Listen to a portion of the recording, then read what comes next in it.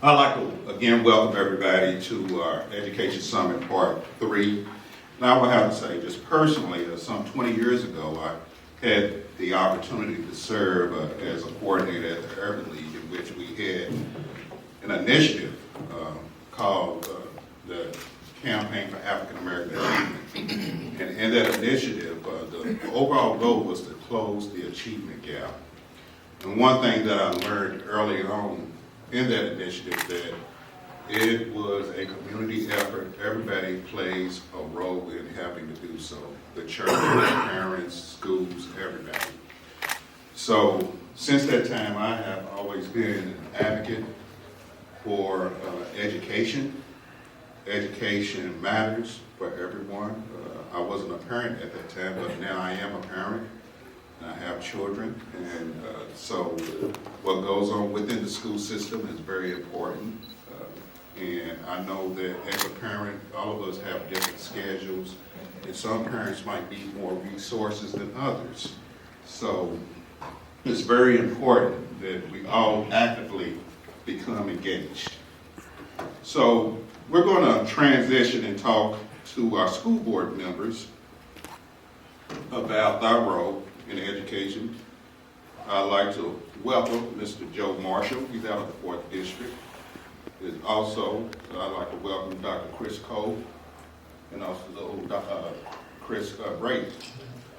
What I'm going to ask them to do is first just talk about our role as school board members, as well as our philosophies in terms of educating our children, and also just discuss some of the successes as well as some of the challenges that they face and possible solutions that they face as school board members. After which we will have a Q&A session. So, Good morning, everyone. Woo, that's hot, Mike. All right. Wake up. I'm Joe Marshall. I'm the District 4 representative on the board. I'm the new kid on the block. Was appointed last August, elected in November. So I have about 4 going on 5 months now of board experience. I am an educator, a teacher at the West End Boys School. And so education and policy was always something that, as a classroom teacher, affects you very much. And so kind of like the Wizard of Oz, you want to see behind the curtain to see what's really going on. And so I will tell you, it's been an eye-opening experience for me. When we kind of talk about challenges, I think that the frame of reference for me coming onto the board was anytime you get into education, you have to look at a few things. First, how can we increase education? How can we increase educational opportunities, deeper learning for students that's not based on just accountability assessment scores, but really giving kids what they need to succeed. So how can we increase that education? How can we increase safety, not only physical safety, but mental safety as well? I think that I'm proud of the board that I serve on now, because there is a focus not just on how can we physically keep kids safe, but how can we mentally grow them, how can we socially protect them, how can we emotionally protect them, and find ways to do that through policy initiatives and working with administrators. The third thing is, how can we increase community and parent involvement? Are we really being open to having dialogue such as this, where we're bringing in stakeholders to have the tough conversations that matter to schools and to individuals? And I believe if we do all those things, then we can start to see a decrease in our achievement gap. We know that for years, different initiatives have been brought forth, but it has not resulted in a big jump in academic achievement for students of color and minorities. And so I'm proud to sit on a board that's ready to do that work. I think we have an amazing opportunity here in Jefferson County, because I don't believe there's another district like us. I'm ready to be very innovative in what we do, very transparent in what we do, but also to do the things that are tough and have the tough conversations that need to be had. Because I really truly believe we could be a flagship of education, not only in Kentucky, but in this country. So there's a lot of challenges that go with that. One is money. I think all of us know that it costs a lot of money to do education correctly. If we're going to pay teachers what they're worth, provide schools with the resources they need, train, educate, and believe in people. It's going to take a lot of money. People see our $1.8 billion budget and say, well, that's a lot of money. But you forget that money gets spread out over a lot of schools and a lot of places. I don't know about you, but I'm ready to invest in our young people, invest in our schools, invest in our administrators. So I believe we can make that happen. So that's really all I have just from the 4th District and what I've seen so far. Good morning. I'm Chris Call. I represent District 2, JCPS graduate and parent, and I teach at Spalding University, where most of my students are JCPS graduates. As Joe said, we have a very large budget, no question about it, but most of the money that we spend is pretty fixed on a year-to-year basis, in salaries especially, which makes sense. We're a people-driven organization, as we should be, so we need to spend most of our resources on people. Where that becomes tough is then you don't have a whole lot of money that you can choose to devote to specific targeted interventions that can do things like close achievement or opportunity gaps. And we've certainly tried to do that through some of the things that Joe mentioned, putting mental health professionals in every school throughout the district, expanding programs related to culture and climate, teacher development, which is a budget item we've had to pick up since the state zeroed it out in their budget a few years ago. A lot of, in my view, speaking as one person, not representing the board overall, one of the fundamental issues that we face is inadequate funding to get the results that the community deserves, that we need to get. I was talking to Dr. Polio yesterday, and we have a board retreat coming up on Tuesday where we're going to really dig deep into funding questions, and do we want to be bold this year and go after funding that we've never gone after before as a school system for some reason. And we were having a conversation about how Dr. Polio's job, our job, is to demand excellence of Dr. Polio and to address the persistent challenges that the school system has faced. And his job is to tell us the resources that he needs to get that job done. And then we go to the community, people such as yourself, and make the case that this is what's needed to get the results that the community deserves. So I'm really excited that in the coming months, we are almost certainly going to be having a lot of those conversations out in the community. We're almost certainly going to be going after some funding that the school board has never decided to go after before, so that we can invest in children that need more resources to succeed. We know that as a public school system, our job is to educate every single child that comes to us. Unlike private schools, we don't get to choose who we allow to enter into our buildings. And we also know that for reasons that many of you know much better than I do, that all children do not come to school on equal footing. Some have come to school being read to every day of their lives, and hearing 10,000 words before they come to school, and some kids come to school whose parents were working 3 jobs, and tired all the time because they were working, and tried very hard, but maybe didn't have as much time as some families did to read to their kids. So our job is to make sure that every child in Jefferson County has the same opportunities to succeed. And we know that if we just invested equally in every child, then that would not be equity, because some kids need more investment than others to be able to succeed. So that's something I'm really excited about in the coming year, to have that conversation. And I look forward to many more chances to interact with the community around that. My colleagues didn't leave me a whole lot to work with here. They've said a lot of the main focuses that we have as a board, and a lot of the initiatives that we're looking at doing. My name is Chris Brady. I'm the board member for District 7. District 7 is in southeast Jefferson County. It's the largest school board district within the city, but it's also the least developed. All of us represent probably about 120-ish thousand constituents, which is about the size of a state senate district. And we meet, as my colleagues have said, to discuss policy issues, to discuss and determine funding for our school. and basically also trying to make sure that we are increasing student achievement. So that's the main focuses of what we're trying to do. I think one of the things that I can talk about that my colleagues didn't really speak about would be our initiatives to try and build new facilities within the district. We are in the process of building 3 brand new elementary schools and 1 brand new middle school. One of the things that we are looking at doing, what Dr. Cole was talking about, is increasing revenue, and part of that increase in revenue would be a targeted revenue stream that would go to capital improvements, in other words, building new schools. And I know that is a function that we are really focused on.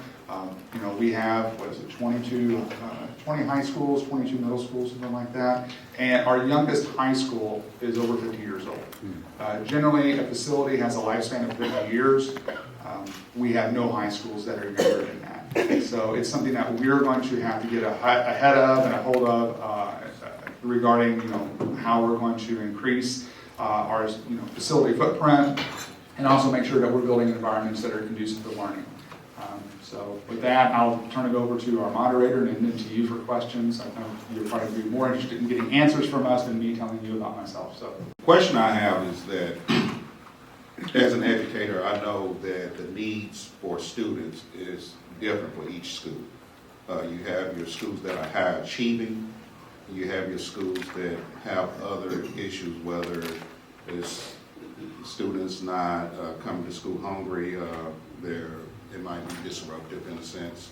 From a policy perspective, how are you all looking at those schools to make sure the students of those resources are allocated? Because what I'm hearing is that because of funding, there are some certain constraints in place. How are you all looking to make sure those resources are allocated and maximized in those schools so that the students achieve?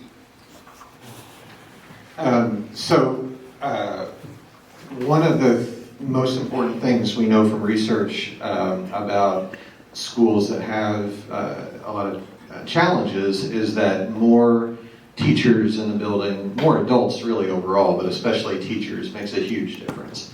Not only with smaller class sizes, but more counselors, more people for children to form relationships with. When there are more adults in a building, teachers' morale improves. They're slightly less stressed out than they might otherwise be, and they have a chance to build those relationships with children. Right now, definitely some of our schools, Title I schools or schools with lots of kids in poverty, get certain what we call add-ons to the budget, an additional position or some additional funding, either from the district, the state, or the federal government. But I believe personally that we need to do more to make sure that schools that have lots of kids in poverty are resourced at a much higher level and have more adults in the building, more teachers especially, than schools that don't have a lot of kids in poverty. However, in addition to funding challenges, and of course the two things are related, there's also a national teacher shortage, of which Jefferson County Public Schools is certainly not immune. So we have to do a lot more to attract teachers to Jefferson County Public Schools, to make sure that they stay in Jefferson County Public Schools once they take a job there. And that involves making sure that they are compensated for what they're worth. I think in Kentucky, teachers earn about 23% less than people with similar education levels that work in different fields. I think it should be, if anything, 23% more. These are people that we're entrusting our children to every day, and I want them to be well compensated so that they can do their jobs to the best of their ability. So that, to me, that's what the research tells us is one of the most important things that we can do, is to resource schools that have lots of kids in poverty, to make sure that there are more adults in the building and appropriately trained and qualified adults to build relationships with those kids.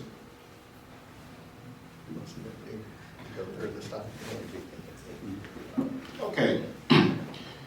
This question is for the board members. What's your opinion of the Kentucky Department of Education, the JCTA teacher sick-outs? And also, what are we doing to support teachers and administration from your position as a policymaker? Well, I can certainly understand the concern that the teachers have had. Hopefully those stickouts won't occur again. However, the legislature is considering bills that are very detrimental to public education.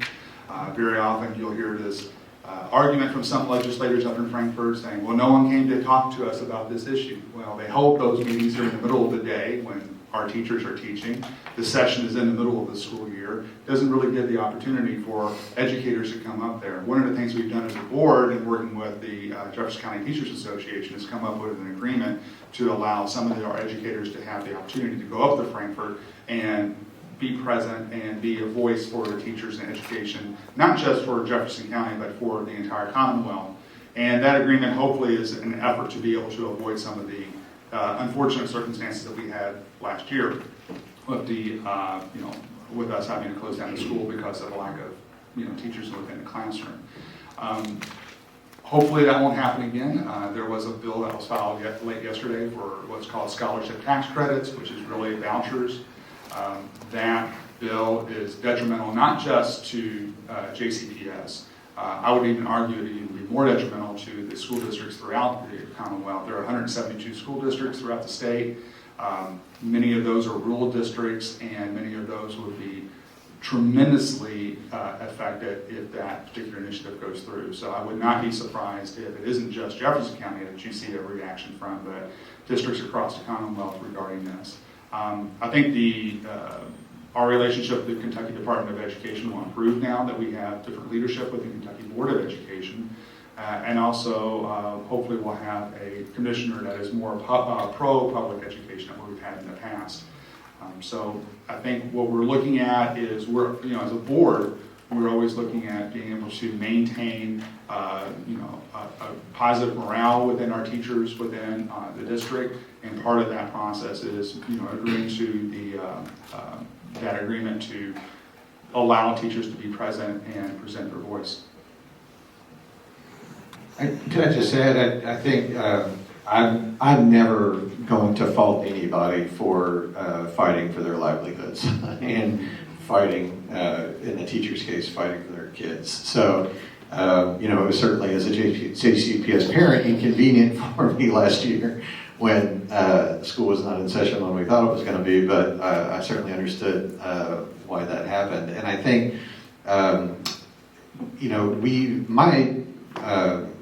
from what I've been told, and we have at least two staff members here who have worked very closely with KDE over the last 2 years for our corrective action plan.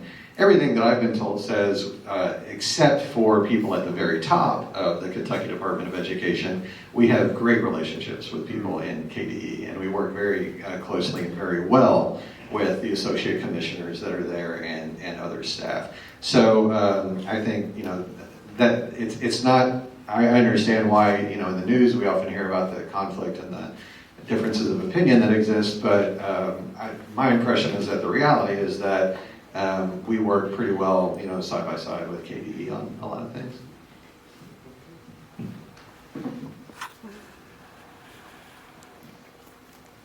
Okay.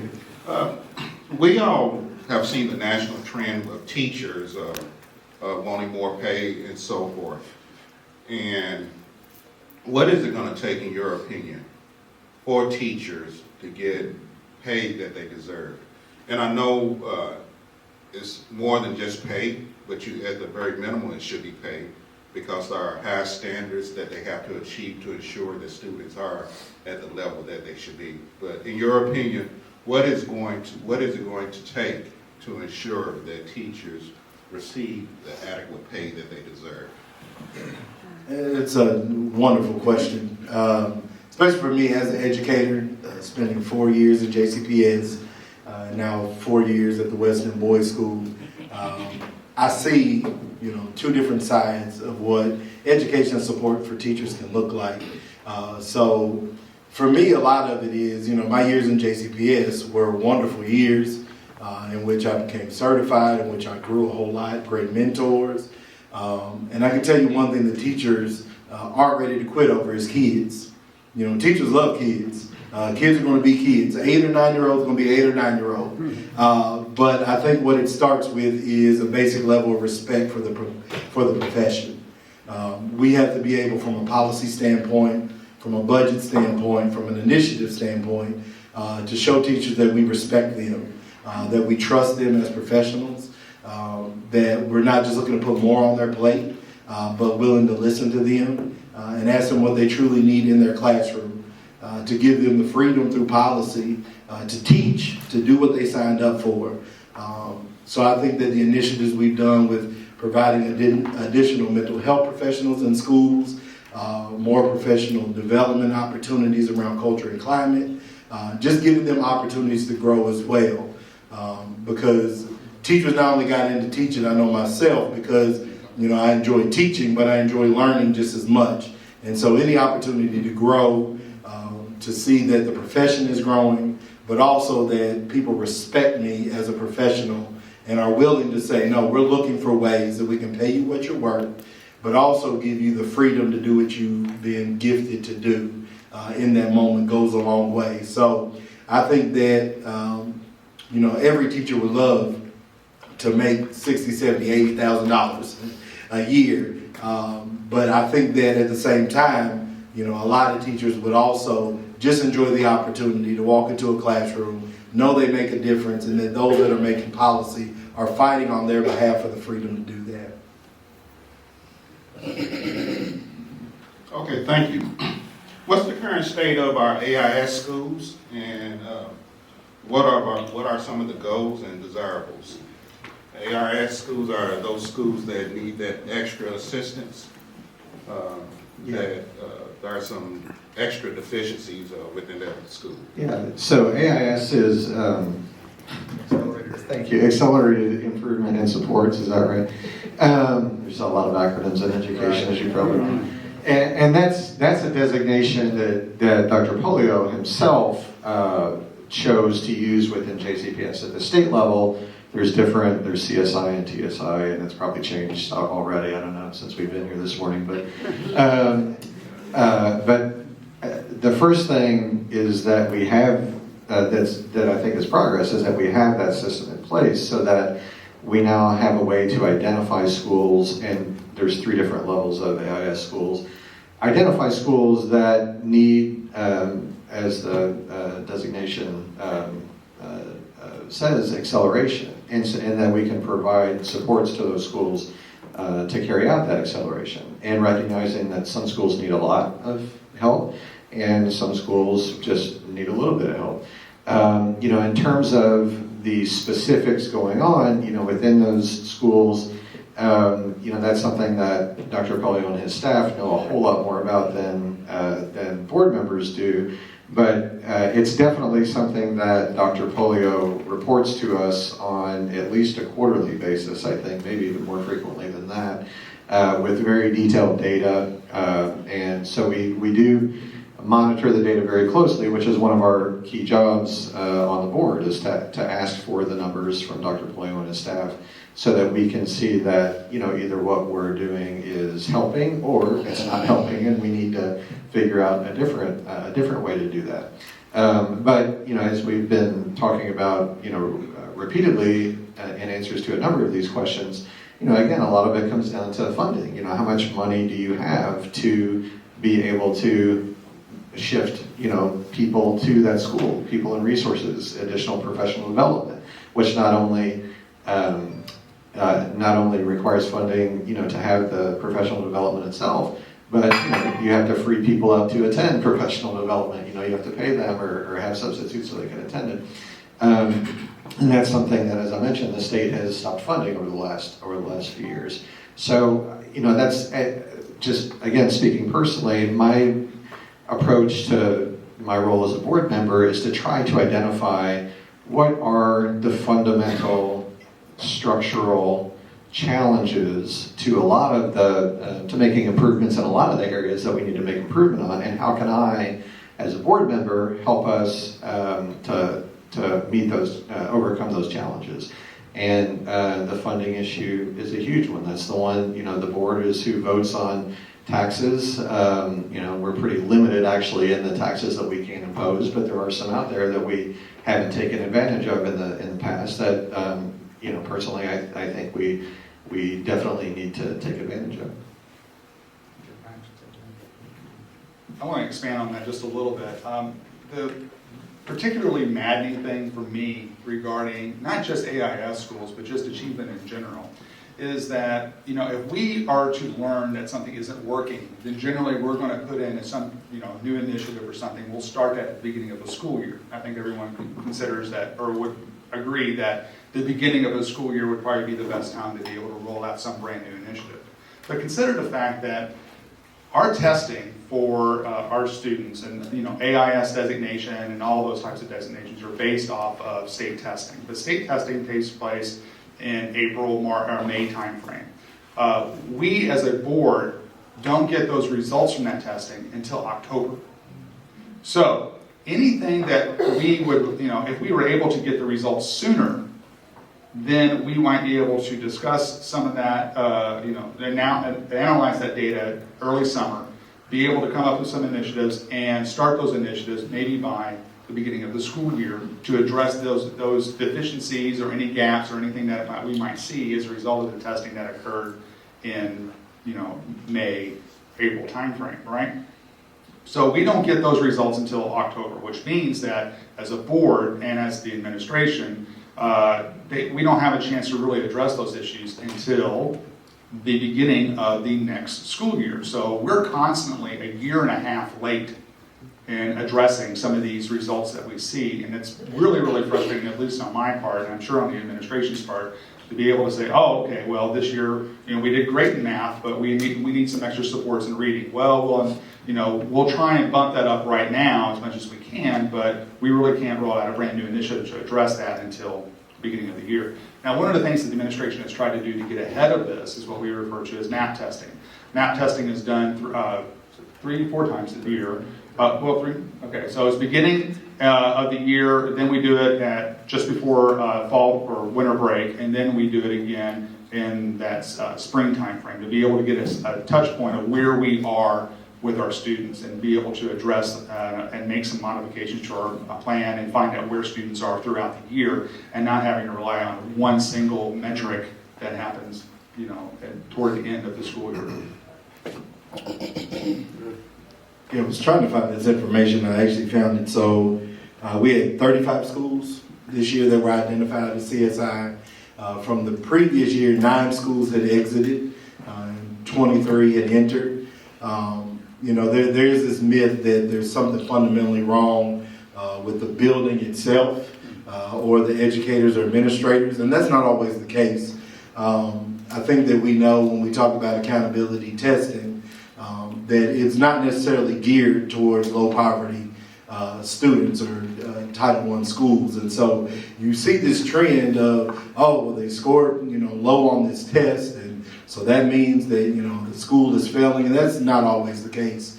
There are amazing things going on in buildings. As we see, 9 schools exited. It's amazing what happens when administrators are given the power to go in, to build a team of people, to rally the teachers around, doing what's best for kids, and the results that you get out of that.